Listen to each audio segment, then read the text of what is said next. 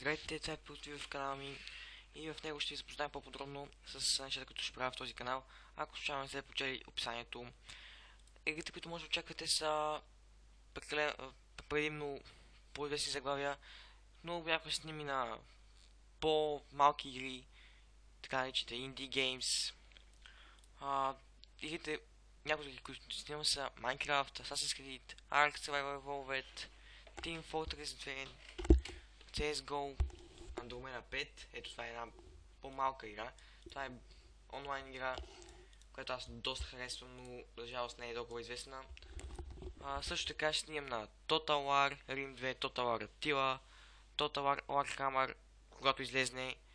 Също така искам да снимам на Halo 5. Надявам се да излезне за компютър скоро. Battlefield Bad Company също ще снимам и на нея. И ще опитам да направя видеа и на Battlefield 3, Battlefield 4, Call of Duty Black Ops 1, 2 и 3 и така нататък. Team Fortress също може да има видеа на Team Fortress. Едно от нещата, които няма да има в този аккаунт е клипове на League of Legends, защото това е игра, която аз не играя. И не можете да ме накарате да играя по никакъв начин. Просто не ми харесва. Сега да ви кажа за giveaway-те, които ще правя. Първият giveaway ще бъде при 25, 50, 75 и 100 абоната и ще бъде на скинове в CSGO.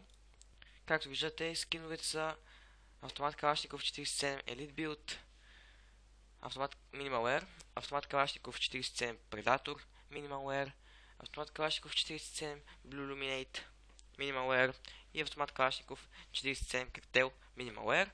И ето тук съм ви показал при колко абоната ще правя giveaway. При 25 абоната правя giveaway на Elite Build, при 50 абоната на Predator и така нататък. Следващият giveaway е малко по-сериозен.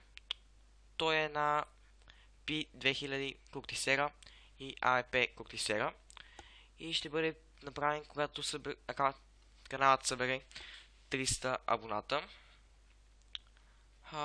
Накратко това беше. Дайте знаете какво може да очаквате в аккаунта ми. Абонирайте се, за да участвате в гивауейте.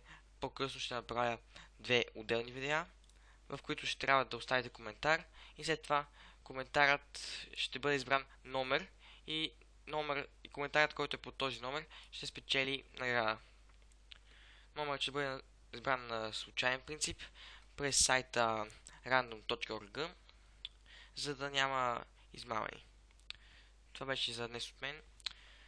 Също така пропуснах да кажа. Още една игра, която ще снимам е Darksiders 2. Може би малко хора са чували. Въпреки това е една доста интересна игра. Ще ви хареса, повярвайте.